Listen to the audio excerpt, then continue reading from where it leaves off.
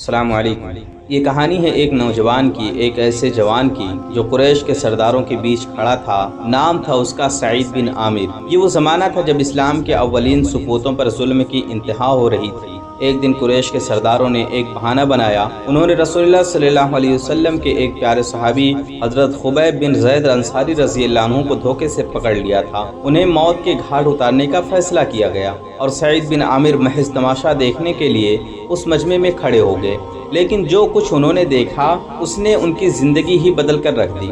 سعید نے دیکھا خبیب بن زید کو بے دریغ تختے دار کی طرف کھینچا جا رہا ہے۔ عورتیں اور بچے چیخ رہے ہیں، شور مچا رہے ہیں۔ یہ سب بدر کے انتقام کی آگ میں جل رہے تھے، لیکن اس ہجوم کے درمیان خبیب بن زید کی آواز پوری مضبوطی کے ساتھ گونجتی ہے، اگر تمہارے لیے ممکن ہو تو مجھے مرنے سے پہلے 2 رکعت نماز پڑھنے کی مہلت دو۔ سعید نے دیکھا کہ کیسے خبیب بن زید رضی اللہ عنہ نے اللہ کے گھر کی طرف رخ کر کے انتہائی سکون اور خشوع کے ساتھ 2 رکعتیں ادا کی۔ نماز کے بعد انہوں نے قریش کے سرداروں سے کہا، بخدا اگر مجھے یہ خدشہ نہ ہوتا کہ تم سمجھو گے کہ موت کے ڈر سے میں لمبی نماز کر رہا ہوں تو میں اور لمبی کرتا۔ پھر وہ لمحہ آیا، قریش کے ظالم ان کے جسم کے ایک ایک عضو کو کاٹنے لگے اور ہر عضو کٹتے وقت وہ پوچھتے، کیا تم چاہو گے کہ تمہاری جگہ محمد صلی اللہ علیہ وسلم ہو اور تم بچ جاؤ؟ اور ہر بار خون میں نہائے ہوئے بدن سے یہ جواب آتا، خدا کی قسم میں ہرگز پسند نہیں کرتا کہ میں اپنے گھر والوں کے پاس آرام سے رہوں اور محمد صلی اللہ علیہ وسلم کو ایک کانٹا بھی چبھے۔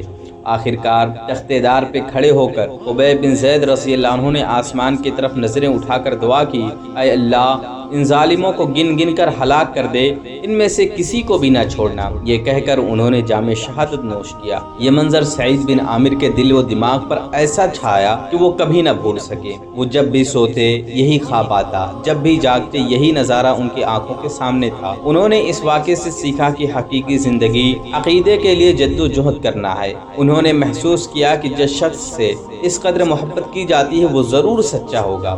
اور پھر ایک دن اسی مجمع میں سعید بن عامر رضی اللہ عنہ نے بلند آواز میں اعلان کر دیا، میں گواہی دیتا ہوں کہ اللہ کے سوا کوئی معبود نہیں اور محمد صلی اللہ علیہ وسلم اللہ کے رسول ہے، میں مسلمان ہو چکا ہوں۔ اس کے بعد سعید بن عامر رضی اللہ عنہ نے مکہ چھوڑ دیا اور مدینہ منورہ ہجرت کی۔ رسول اللہ صلی اللہ علیہ وسلم کی صحبت میں رہے، خیبر اور دیگر غزوات میں حصہ لیا۔ آپ صلی اللہ علیہ وسلم ان سے بہت خوش تھے۔ پھر دور خلافت آیا۔ حضرت ابو بکر صدیق رضی اللہ عنہ اور حضرت عمر رضی اللہ عنہ کے دور میں سعید بن عامر ایک مضبوط ستون کے مانند تھے۔ حضرت عمر فاروق رضی اللہ عنہ نے انہیں حمص کا گورنر مقرر کیا۔ سعید بن عامر رضی اللہ عنہ نے ابتدا میں معذرت چاہی، لیکن حضرت عمر فاروق رضی اللہ عنہ نے اصرار کیا۔ لیکن گورنر بننے کے بعد بھی سعید بن عامر رضی اللہ عنہ کی زندگی میں کوئی فرق نہیں آیا۔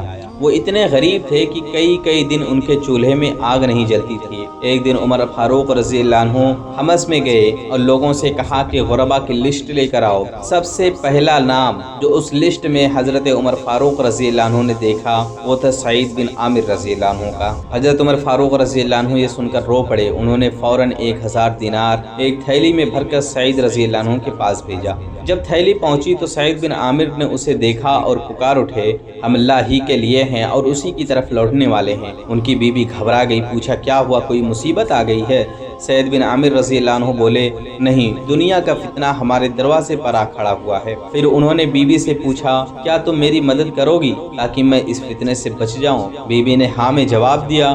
چنانچہ انہوں نے سارے دینار غریبوں، مسکینوں اور یتیموں میں تقسیم کر دیا۔ کچھ عرصے بعد حضرت عمر فاروق رضی اللہ عنہ خود حمص پہنچے۔ لوگوں سے پوچھا، تمہارے گورنر کیسے ہیں؟ لوگوں نے 4 شکایتیں کی۔ وہ صبح دیر سے باہر نکلتے ہیں، رات کو کوئی ان سے مل نہیں سکتا، مہینے میں 1 دن بالکل غائب رہتے ہیں، کبھی کبھی مجلس میں بے ہوش ہو جاتے ہیں۔ حضرت عمر فاروق رضی اللہ عنہ نے سعید بن عامر رضی اللہ عنہ کو طلب کیا۔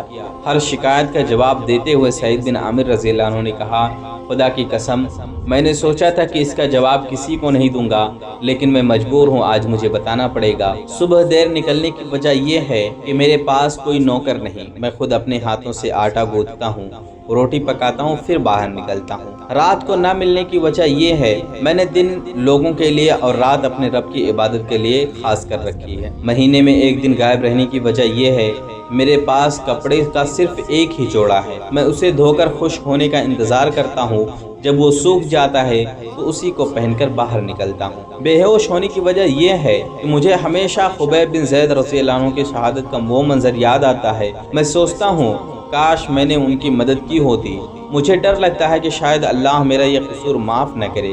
یہ سوچ کر میں بے ہوش ہو جاتا ہوں۔ حضرت عمر فاروق رضی اللہ عنہ یہ سن کر بہت متاثر ہوئے اور بولے الحمدللہ جس نے میرے گمان کو سچا کر دکھایا۔